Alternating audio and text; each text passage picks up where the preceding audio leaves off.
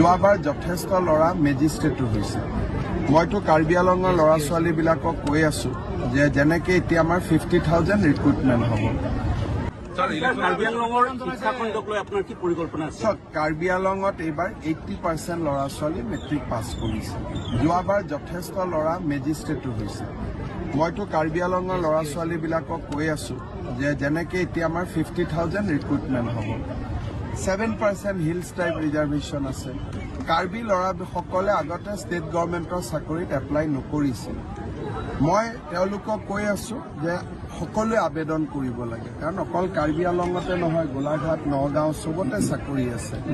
hills টাইপৰ পোষ্টবিলাক খালী হৈ থাকে গতিকে সেই সজাগতাটো আমি আনিবৰ কাৰণে চেষ্টা কৰি আছো আৰু বাকী কমিউনিটি অসমততো তেনেকুৱা কোনো কথা নাই চব কমি কথা নাই এছআইটো একো নাথাকে যদি যিমান পোষ্ট সিমান যদি চাকৰি হয় এছআইত প্ৰব্লেম নাই